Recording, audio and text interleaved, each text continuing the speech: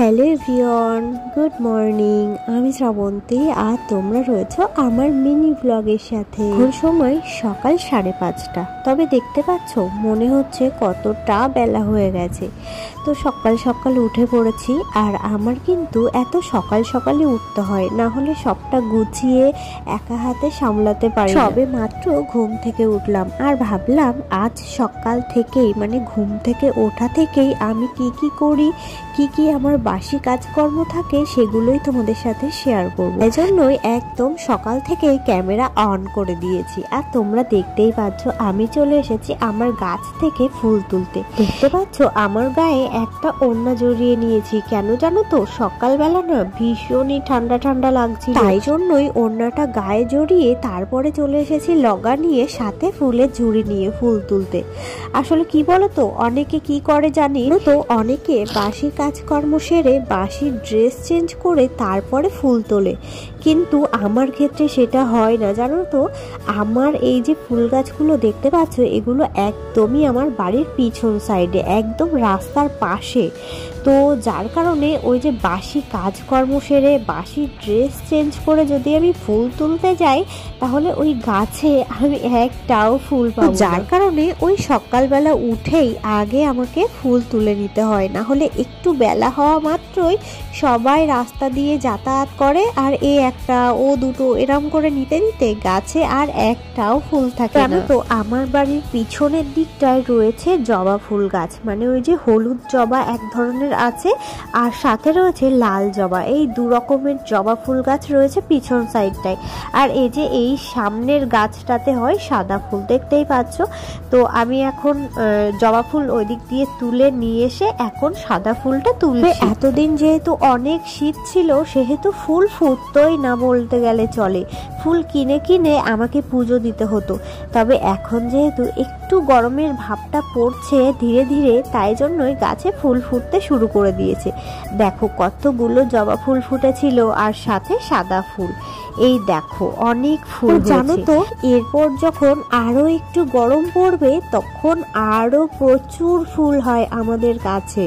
এতটা ফুল হয় যে সিংহাসন পুরো ভরে যায়, মানে আমি সাজিয়ে পুরো পাগল হয়ে যাই সাজাতে সাজাতে আর কি। তো দেখো আমার উঠোনের অবস্থা। উঠোনের সাইডেই রয়েছে একটা আম গাছ, আর সেই আমের পাতা পড়েই চারিদিকটা পুরো ভরে গেছে, দেখতেই জানো তো। এই গরমের দিনে উঠোন ঝাড় দেওয়া এটা হচ্ছে একটা কষ্টকর কাজ।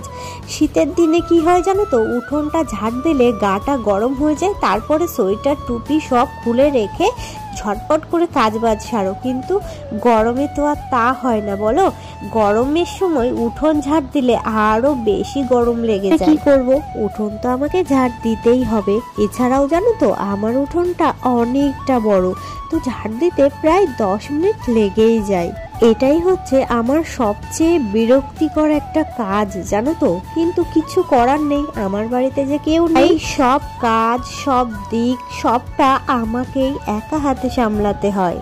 এই দিকটাতে দেখো আমের পাতা আমের বোল পুরো পড়ে উঠোন ভরে গেছে। দেখছো কেমন বালি উঠছে ঝাড় দিলে। আসলে উঠোনটা অনেক দিন গোবর দেওয়া হয় না, তাই ভাবছি কোনো এক ছুটির দিন উঠোনটাকে গোবর দেওয়াবো, মানে নিজে দেবো আর। তো এদিকে উঠোনটা ঝাড় দিয়ে তারপরে আমি চলে গেছিলাম ঘরে। ঘর দৌড় গুছিয়ে ঝাড়পাট দিয়ে বাইরে এসেছি। এখন এই যে ধাপটাকে মুছে দিচ্ছি। জানো তো এটা আমার রোজগারের কাজ। ঘর দৌড় ঝাড় দিয়ে দৌড়ে জল দিয়ে তারপরে ধাপটাকে জল দিয়ে ভালো করে মুছে দেওয়া। তো সেটাই করছি। ধাপটা না মুছলে যেন ঠিক মনে হয় না যে আমি বাসি কাজকর্ম সেরেছি। বসলাম ঠাকুরের বাসন মাজতে। আসলে আমি প্রত্যেক দিনই প্রায় রাতের বেলা বাসন মেজে রাখি, তবে কালকে আর মাজা হয়নি। তো তার জন্য এই যে এখন নিয়ে বসলাম ঠাকুরের বাসন মাজবো, তুলসী তলাটাকে ধুয়ে দেবো।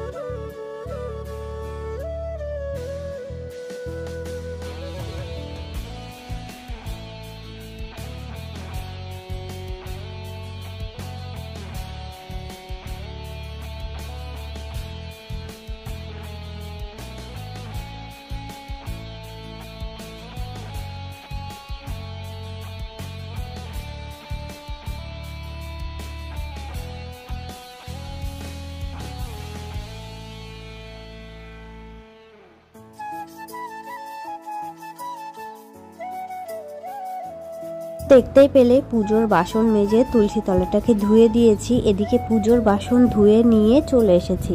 আর এই যে ফুলের ঝুড়িটা আছে, এটা আমি হাতে নিয়ে পুজোর বাসন হাতে নিয়ে ঘরে নিয়ে রাখবো জানো।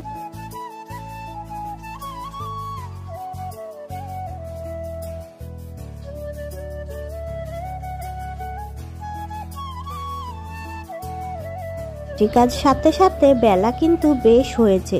তো এদিকে বাসি কাজকর্ম কমপ্লিট হয়ে গেছে। এদিকে মুখ টুক ধুয়ে ফ্রেশ হয়ে এই যে নাইটি চেঞ্জ করে নিয়েছি, মানে বাসির ড্রেসটা চেঞ্জ করে নিয়েছি। এখন চলে এসেছি রান্নাঘরে, একটুখানি চা করব। চা করে চা খেয়ে তারপরে যাব আমি সোজা রান্নাঘরে, মানে ওই উনুনের রান্নাঘরে রান্না করব। দেখো বাসন কিন্তু আমার থাকে না, কারণ রাত্রেই আমি বাসন টাসন সবটাই মেজে রেখে দিই, এমনকি জামা কাপড় থাকলেও কেচে রেখে দিই। তো যার কারণে এগুলোই হচ্ছে আমার বাসি কাজকর্ম।